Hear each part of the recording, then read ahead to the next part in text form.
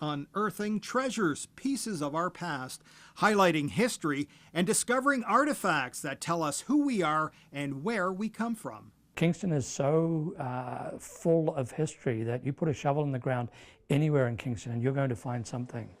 And that's just fine with the folks that work here. This is the home of the Cataraqui Archaeological Research Foundation. Our mandate is twofold. It is to preserve and protect the archaeological heritage of Ontario, and we specialize and focus on the Kingston area. And as well, it's to educate people about that heritage. And it's the Foundation's museum that certainly helps fulfill that mandate.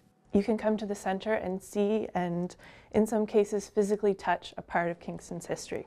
That's the centre's curator. She says when it comes to archaeology, the Princess Street location has a little of everything. What happens before we excavate, during, and then even after, because it's a lengthy process for us. There's lots to wash and be inventoried, reconstructed, numbered. So learning about what happens, after the excavation, and why it's important to do archaeology as well. Speaking of buried treasure, check out the shelves and all of the boxes. This is a repository of artifacts dug up over the last 30 years.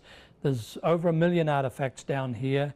The center is also a huge public resource with a library and archives as well.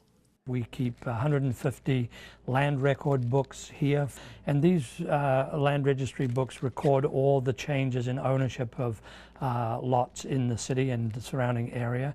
We've also got 60,000 records here, the original land records and the deeds for land in the city. Incorporated in late March of 1983, the Foundation's first project was to excavate the French Fort Frontenac, located in the shadow of the KRC. Since then, those involved have worked on over 150 separate digs. The primary reason the Foundation is set up is to promote education and knowledge regarding archaeology, but we also do have an archaeology for hire service, and so I end up doing a bit of both. And of course, the commercial side of it is partly what pays the bills here. Can you dig that? These folks sure can and will continue to do so. Mike Postovit, CKWS Newswatch, Kingston.